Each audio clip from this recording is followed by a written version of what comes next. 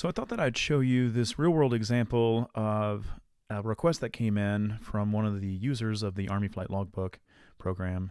And they said, hey, I love that you have every single duty position available for an aviator to fly. Is there any way possible that we can kind of shorten this list down to what I fly the most, right? And so I was thinking about this, and I was like, this would make a great teaching point for one of our videos that we have for PreCodeCamp. And we accomplished this with a little check box here, and now you can see that big laundry list of flights that people are able to search for their duty position. It's now filtered based upon what they have flown, right? And so I wanted to accomplish this without hitting the database again with the data that I already have about the aviator. And so again, I thought that I would do a real simple demonstration on how this works, and then we'll follow it up with a neat little challenge for you to try to work out. And again, you're not going to need to know any kind of React or any kind of React Native in order to accomplish what we're trying to do here. So let's go ahead and get started with it. Here that we have. And we want to find the distinct values that are in the array and actually make a new array. For example, we have something here called input, and we can visually see that we have these duplicates here, right? 5s and 8s over here and 1s. And so our output, what we're looking for is to have no duplicates in there, but if it encounters a new number, then we want to keep it in the array, right? And so that's going to be our goal.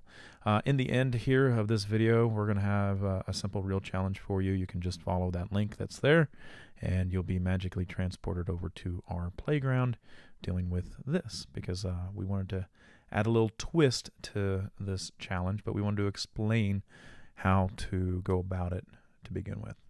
So the way that we want to start thinking about this is in JavaScript, we have access to something called the set, all right, and the set object. Now, the set object, if you take a look in the documentation, it allows you to store unique values of any type, and when you pass it an array to the set constructor, it will actually create a new set object. And so let's demonstrate that real quick.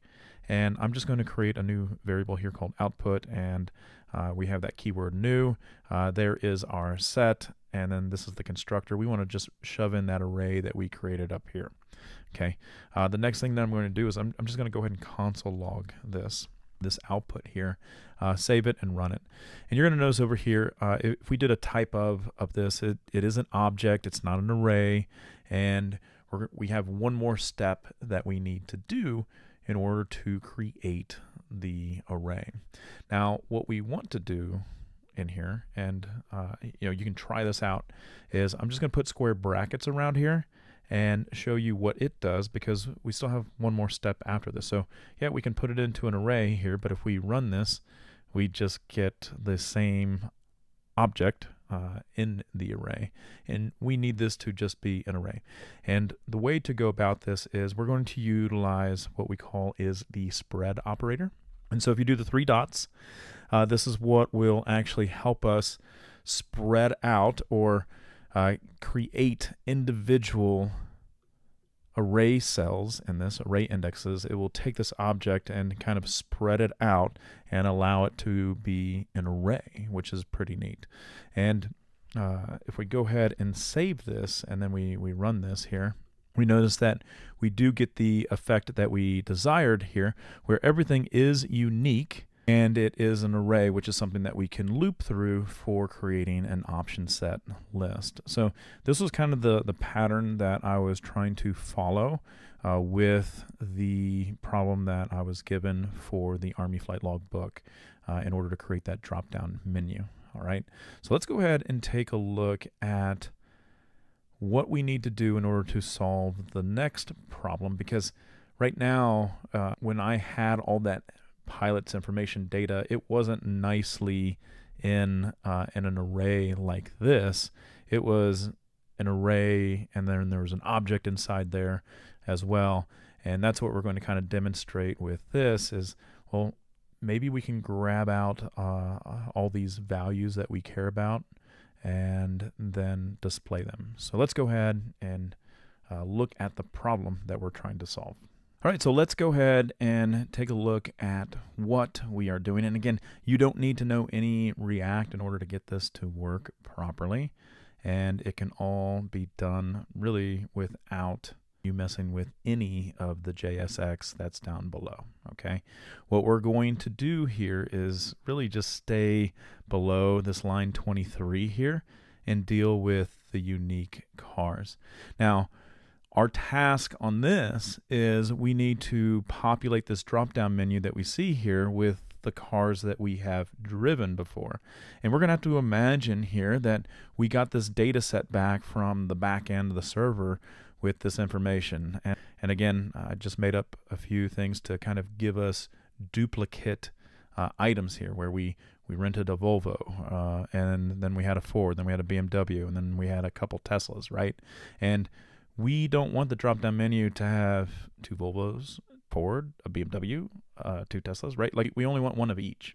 And so the way to go about this is the exact same way that we kind of approached the other one, but notice that we have an object now and we just don't have the individual data that we had before with the numbers, right? And so we have to think to ourselves, hey, is there any tool out there that we have that can kind of like loop through this data, and I only want the cars to come back. I only want the cars to return in this loop.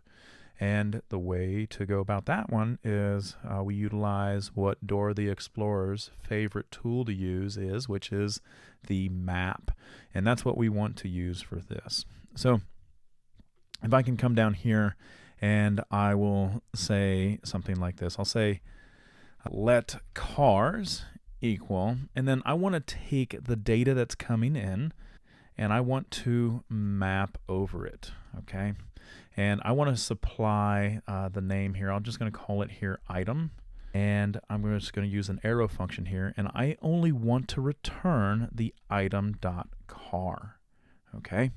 So that will give me a list of all of these cars here. So if I do a console log here of cars, notice that I have it right here.